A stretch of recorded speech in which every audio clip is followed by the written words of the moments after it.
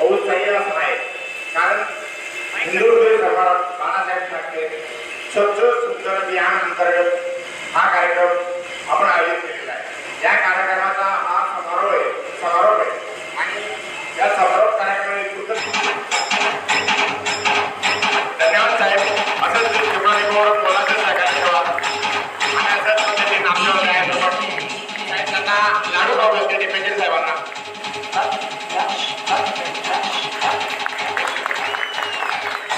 एक लाडू खाऊ लागतं एक गोड आठवड्यावर साहेबांना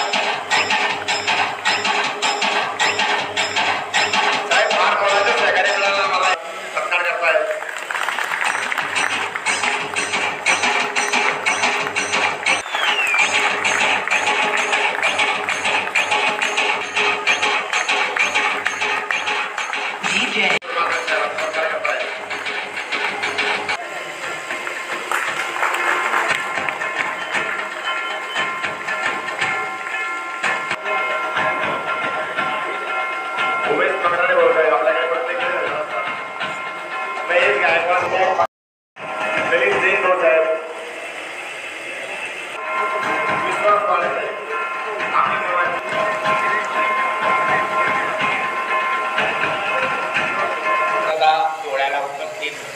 आमच्या विभागाचे विभाग नियंत्रक माननीय भगवान जगमोर साहेब, तसेच माझे सहकारी अधिकारी श्री किशोर महाजन साहेब, आगारातील माझे सर्व सुपरवायझर, माझे चालक वाहक यांचे सर्व सहकारी, त्याचप्रमाणे उपस्थित पत्रकार मित्रांनो, मे 2023 पासून सुरू झालेल्या या हिंदुहृदय सम्राट बाळासाहेब ठाकरे स्वच्छ सुंदर स्थानक अभियान हे एप्रिल 2024 मध्ये पूर्ण झालं आणि महाराष्ट्राचा अंतिम निकाल मिळालेला असून अ गटामध्ये संपूर्ण महाराष्ट्रात चोपडा आगाराचा चोपडा बस स्थानकाचा 1 नंबर आलेला आहे। तसेच प्रादेशिक स्तरावर सुद्धा चोपडा आगाराचा 1 नंबर आलेला आहे।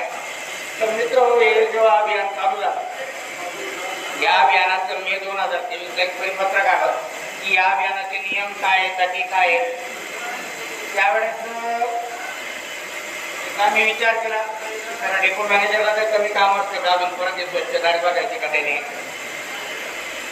तेव्हा काही कोणी एवढं सिरियसली घेतलं नाही।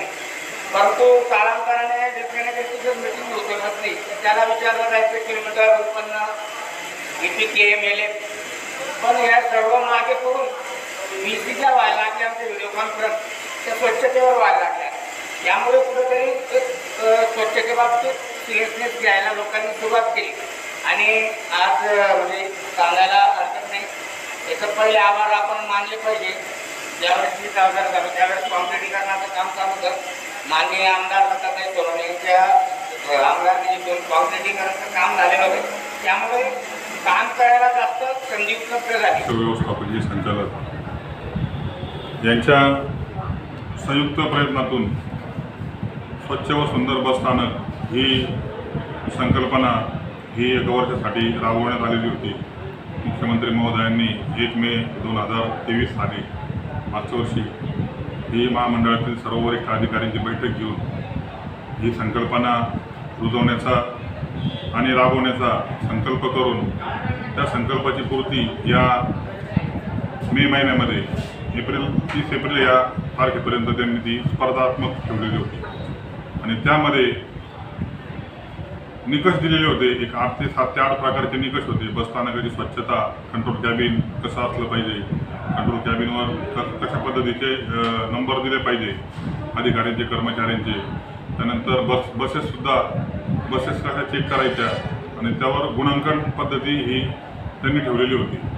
चोपडा आगाराचे साधारणतः गुणांकन जे होतं ते 88 ते 90च्या दरम्यान होतं।